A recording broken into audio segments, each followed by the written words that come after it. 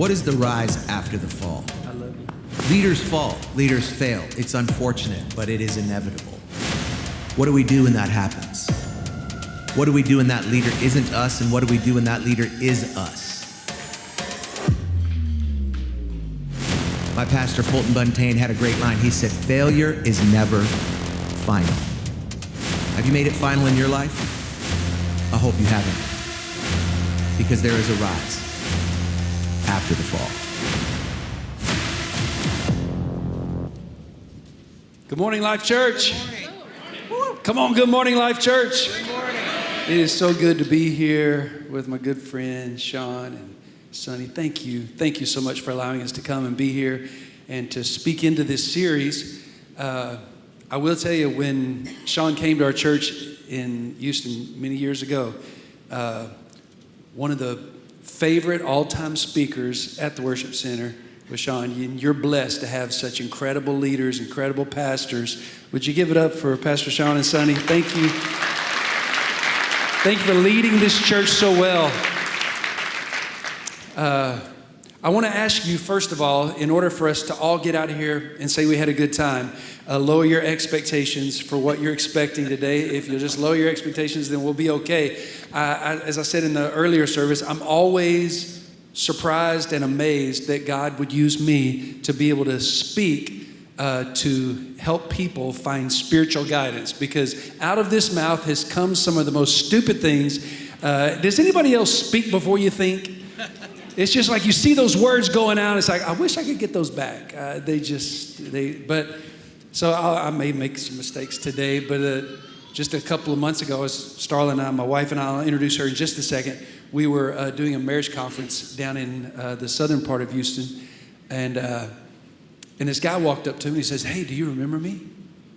And I looked at him. I said, "Jason?"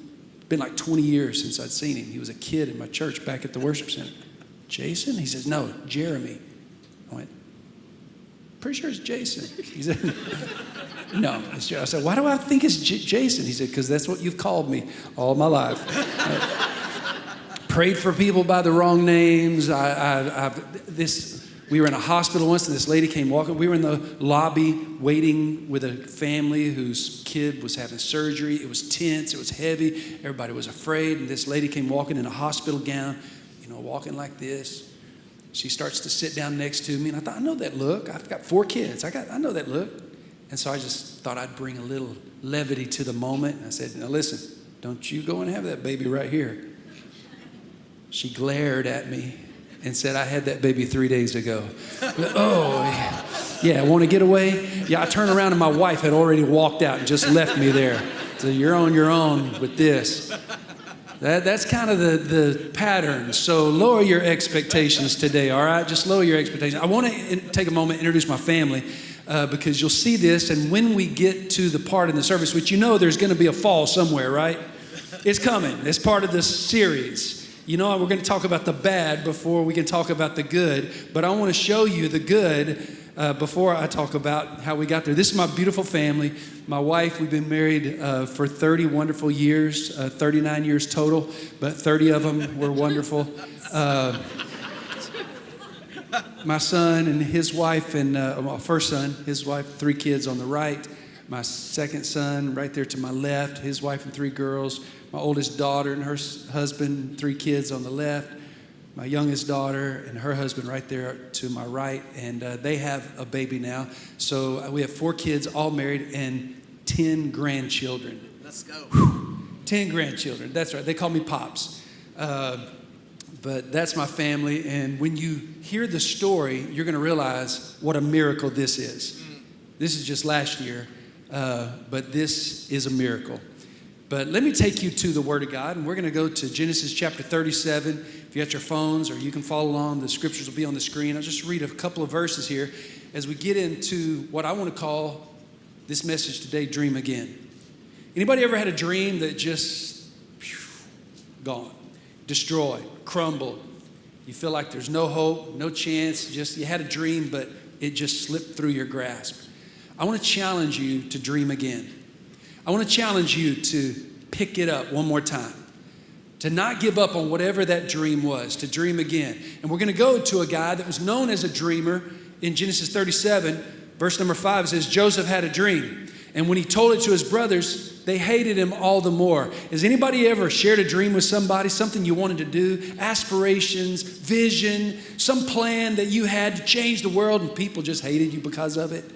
Yeah, when you have a big dream, people don't like that because it makes them feel small about themselves when they don't dream quite as big as you do. So it's natural for some people to really hate you and not like you because you have a big dream, a dream for a business, a dream for your church, a dream for your family, a dream for your kids. Some people aren't going to like you. And we know Joseph had this dream, his first dream. He saw these bundles of sheaves of grain bowing down to him. And he told his brothers, hey, I had this dream. Guess what, guys? And y'all were all bowing down before me. You know, no big brother would allow your little brother to talk to you like that. You probably beat him up. Well, they hated him for it. But then it says in verse number 9, he had another dream. Or one version says he dreamed again. Yeah. He dreamed again. The second dream was even bigger than the first dream. He saw the sun, moon, the stars all bowing down to him. Of course, that brought his mother and father into it. And his dad heard this dream, and his dad had a little problem with this, but didn't say anything. Sometimes even the people that are closest to you will have a problem with your dream because they can't see what you see. They can't see what's inside of you. But I want to challenge you to dream again. And even look at verse 19. It says, then as he was going to where his brothers were, the brothers saw him and they called him, here comes that dreamer. Sarcastically, just putting him down. You're going to have people that are going to put you down for your dream. That's okay. That's all right. Let them talk. Let them cut you down. Let them say whatever they want. Here comes that dreamer, they said to each other. And verse 20 says, come now, let's kill him. Whew, that escalated real quick, didn't it? Let's kill him and throw him into one of these cisterns and say that a ferocious animal devoured him. Then we'll see what comes of his dreams. So 4 different passages here, and each one, the common thread in each one is Joseph's a dreamer. Yeah. He's got dreams that have caused him some problems. But he's hanging on those dreams. He's dreaming again. His brothers are going to come against him and see what comes of his dreams. Now, I'm one of 3 boys. I kind of get this rivalry that Joseph has with his brothers. I have a brother that's just older than me and a brother that's just younger. My older brother's just 2 years older than me. My younger brother is just 14 months younger. We were all in school together at the same time, all in high school at the same time. We were typical boys. We loved each other and we hated each other. We would fight each other and then we'd turn around and fight the guys who were fighting our brothers. That's just the way it was. But we were preacher's kids, raised in a preacher's home. And of course, being the middle child, any other middle children here? Middle child? Got a few. You'll feel me. You know, the middle child syndrome, you know, where the firstborn is always the favorite. And then I came along and I only had 14 months of fame until the baby comes along. So my whole life was sandwiched in between the favorite firstborn and the baby who got everything. Y'all aren't going with my sympathy right now. You're not feeling my pain. But that was kind of my life. We spent a lot of our time at the church. My mom worked a full-time job, so after school, my dad would pick us up and would bring us to the church, and we'd hang out at the church until he got off work and we'd go home. Being at the church, what we usually do is we always try to find something to eat because boys were always hungry after school. Go into the church kitchen, try to find something. Hopefully somebody left some sandwiches, left over somewhere, but usually all we found were stale communion wafers and sour grape juice. That's what we found. So we ate a lot of stale communion wafers and sour grape juice. We poured them in those little communion cups and throw them back like we were taking shots of whiskey. Pretend we were cowboys at the church kitchen. It's amazing God didn't strike us dead. But that's what we did. I had a little struggle trying to serve the Lord in high school and junior high and high school and didn't do so well. But at 16 years of age, I had this incredible experience where I'm standing on a ladder, I'm painting my grandparents' house, and my brother had just come back from some camp or something, and he was just on fire for God. And he was playing, he was playing an 8-track tape. If you're under 20, raise your hand. Have you ever even heard of an 8-track? Yeah, you saw it on eBay somewhere online, but an 8-track tape, and he was playing a song about Dallas Home. You know, anybody here know Dallas Home? Yeah, 3. Okay, yeah. Well, he was a contemporary Christian artist way back in the day. He was singing, and it was a live album, and he was singing, and in the middle of this song, the words were, "Come unto Jesus and give him your life today." He just stops in the middle of the song. It's a live recording, and he says, if you're listening to this right now and you need to give your life to Jesus, wow. Just give yourself to him right now while we sing this song. And something just spoke to me. And I realized right there at that moment, God was calling me, get my act together and follow Jesus. And I said, okay, Lord, I'll give you my life. Here I am. And I remember that moment was life-changing for me. I climbed up that ladder as lost as I could be. Made a decision right there. I mean, there was no church, there was no altar, there was no preacher, there was nothing. I just said, okay, I'm in. And I sold out and I gave my life to the Lord. Man, I spent my senior year just preaching to my friends. I'd go out on the patio, smoking patio, and talk to all the guys. And I was an evangelist in high school. I won about 25 of my classmates to the Lord during lunch during my senior year. And it was what Jesus had done in me. But then at 17 years of age is when I knew I got called into the ministry. And there was this moment, I won't bore you with the details, but I knew I was called to do this for the rest of my life. 18 years of age, by that time I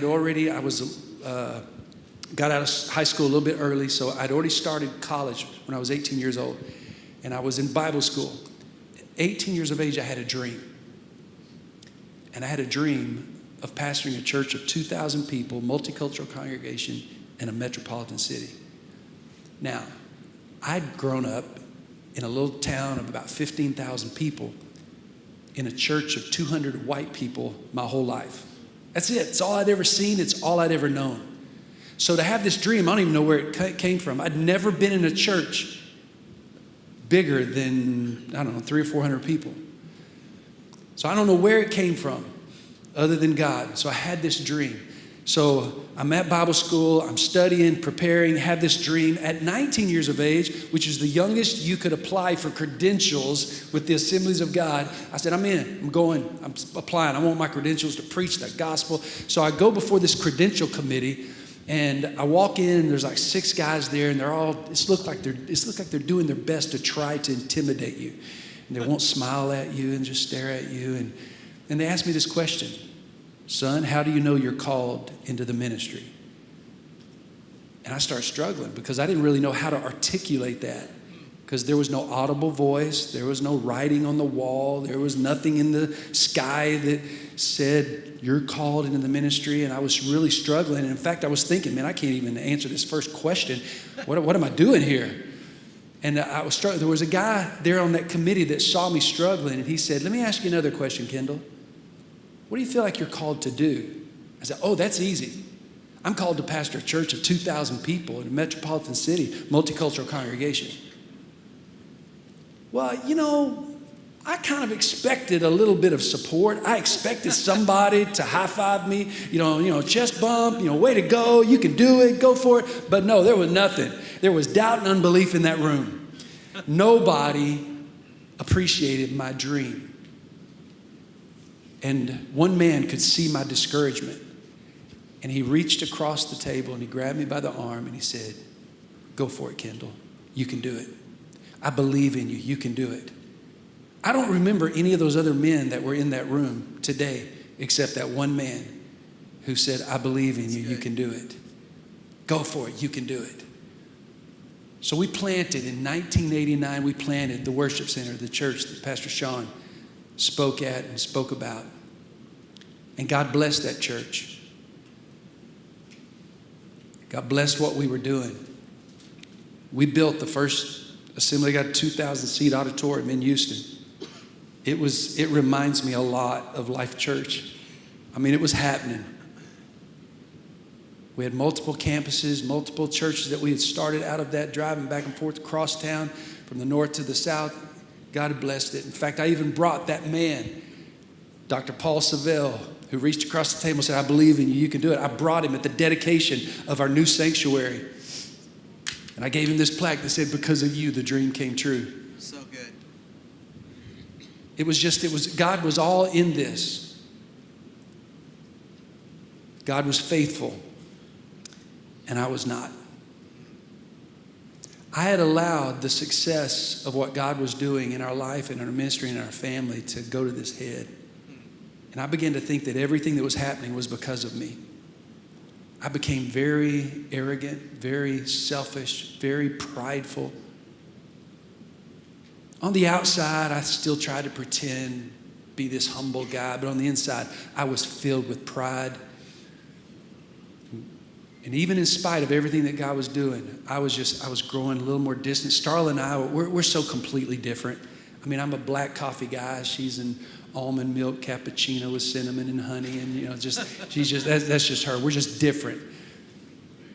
And early on, we had our first son when he was born 1 week before our 1-year anniversary. So she immediately starts taking care of babies. I'm taking care of the church. She's focused on family. I'm focused on ministry. We're on 2 different tracks, not 2 bad tracks, just 2 different tracks. Yeah, and we're just kind of coexisting alongside each other.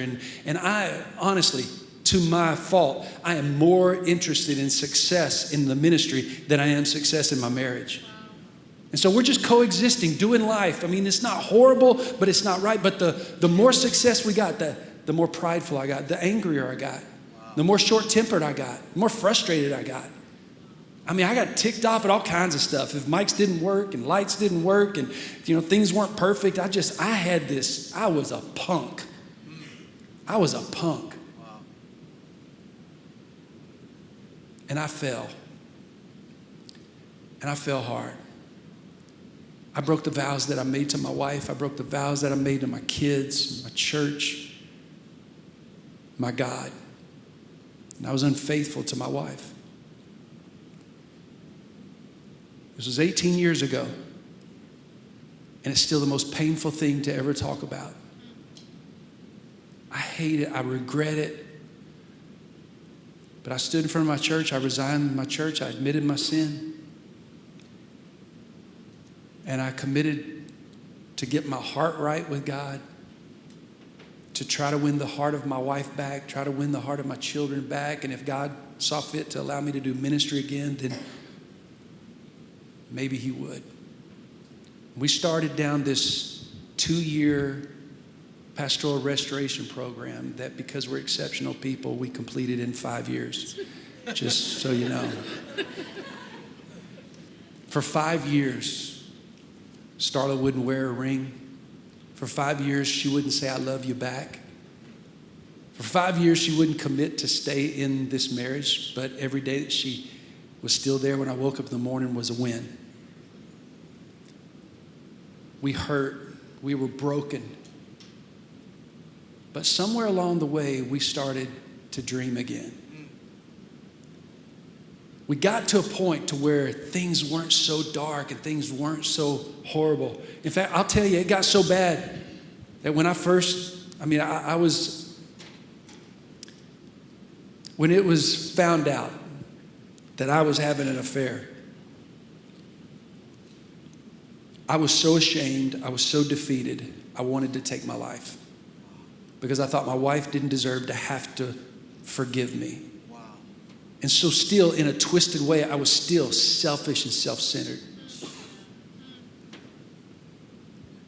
And I thought, I don't want my kids to have to look at me in shame. And I drove. I got in my car. I didn't tell this in the first service. I got in my car with my gun and I was going to take my life. And I drove, and I ended up driving back to the same house that I stood on when I gave my life to Jesus, back to my grandparents' old farm. Wow. It was about an hour and a half away, and I was just driving, trying to figure out where am I going to go to end it? Where am I going to go to put this thing to rest? Where am I going? And I ended up back at that house, and I got back to that same place where I'd given my life to Jesus at 16 years of age. And I started hearing those words again. Come unto Jesus. Give him your life today. And I remember telling God, kind of arguing with him, saying, listen, when I was 16, I had something to give you. I have my whole life in front of me. I had everything to give you, but I don't have anything to give you now. I got nothing. And what in the world would you want with this failure of a man, this failure of a husband, this failure of a preacher? What can you do with this? And he says, you just give me your life and I'll take care of the rest. So good. And I remember in that moment, I said, if you want this, you can have it. Because I don't, and I know nobody else does. But I made another commitment at that same place that I did when I was 16. I said, okay, you can have me. And I started this process of rebuilding and being restored and being healed. God started healing me and started healing my wife and I and started putting us back together. Till our family and our children, they went through many struggles during this time. But around 2007, we started dreaming again. And one night while we were just having a family night and we were just singing and praying, and it's not like we really did all this church-style devotions every night, but we just were there and it was just a special night. And I asked the guys, I said, hey, what do you want to do with your life? What do you want to do now? We were kind of breathing at this point. And people started talking about what they wanted to do. And long story short, our kids said, Mom and Dad, we think we ought to plant a church again as a family. And I said, no, that's a bad idea. We don't want to, no, nobody wants to hear from me. Nobody wants a pastor who's had a failure. Nobody wants that. I said, that wouldn't work. What else? What else can we do? What's plan B? But we kept on, and they just kept pushing and said, no, as a family, let's do it. So as a family, we started a church in Dallas. We moved to Dallas to go through our restoration. And in North Dallas, we planted Freedom Church in 2007. That was 15 years ago. My son was my youth pastor. Our other son was our worship leader. Our other girls worked in the nursery. We just kind of, as a family, started doing ministry together. And I was content. I really was. I was just content staying under the radar and just being a part of helping people, because many times since we had moved to Dallas, people said, tell us your story. Well, I'm pastoring a church here in Dallas. And we meet in a YMCA, set up and tear down. Really? What'd you do before that? Well, I pastored in Houston. Why'd you leave Houston? Usually Starla would kick me and say, you tell them. You got us into this. You tell them. All right. So I tell them the story, and so many times, whether it was over coffee or lunch or in my neighborhood, somebody, what's your story? We tell them the story, and we just were open and honest. I told them exactly what I just told you. I can't tell you how many times people just start crying. Say, I guess that's why God's connected us, because we're going through the same thing. And we knew that that's who God had put us in Dallas to be able to minister to. Just some broken people who needed a little bit of hope, people who needed to believe that God could heal their life and heal their marriage and heal them the way he had healed us. Only problem is God had another plan. Because when we're committing just to be faithful, just to help a few, God starts doing his work. In 2007, we planted that church. It starts growing and God starts blessing it. Today, on our campus in Dallas, there will be 13 different services. 11 different services and 8 different language services.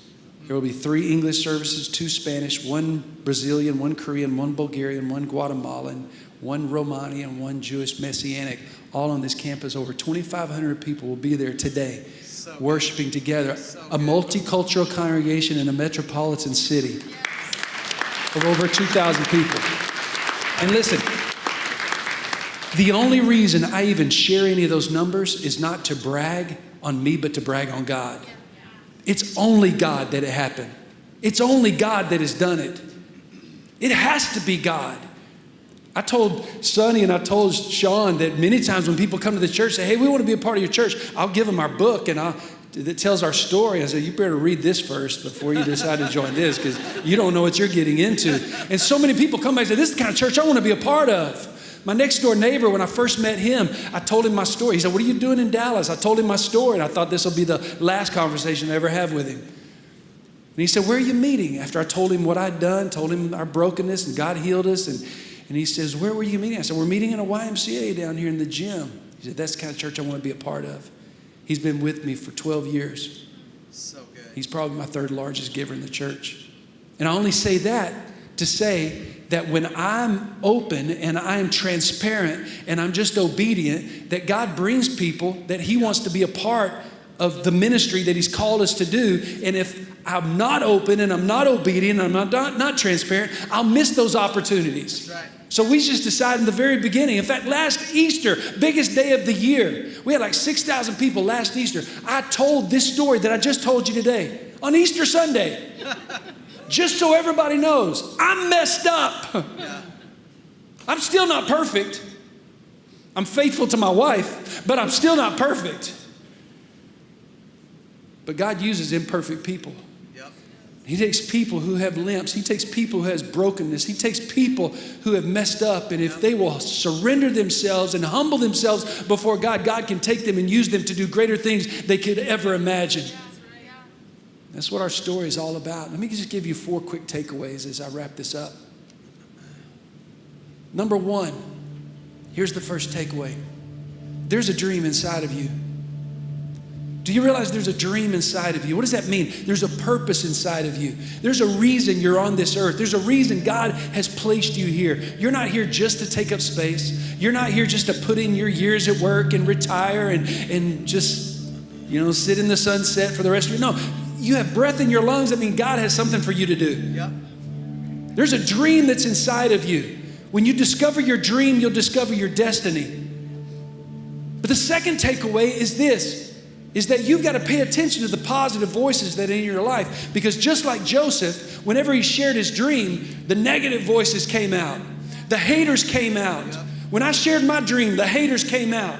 And it's probably going to happen to you that when you share your dream or you start telling others about what you think God could do through your life, there are going to be some haters in your life as well. Ignore those people and pay attention to the positive voices that are in your life. You need the Paul Savels that'll lean across the table and say, hey, I believe in you. You can do this. And you will remember them. You won't remember the negative people. But you're in a community of faith here at Life Church where you have the privilege of having people speak life into your dreams. People that will pray with you and speak life into your damaged goods and will allow you to dream again. Stay in this community of faith. Stay here where life is given.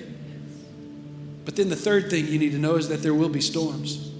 You start embracing your dream, you start dreaming again. Yeah, there are going to be some storms. I'm not telling you that life is going to be easy. Life will be difficult. Life will be challenging. There will be storms. Satan has come to steal, kill, and destroy. He does not want you to fulfill your purpose. He does not want you to live in your dream. He doesn't want you to be in the center of God's will. So he's going to do everything he can to take you out. And he'll send people to try to take you out. He'll send people you thought were your friends to try to take you out. You're going to have storms. You're going to have difficulties. But that's no reason to quit, because the fourth takeaway is this. You can rise above your storms. Yeah. You can rise above your storms. You can have the spirit of an eagle that uses the current of those storms, the current of that wind to rise above and get liftoff.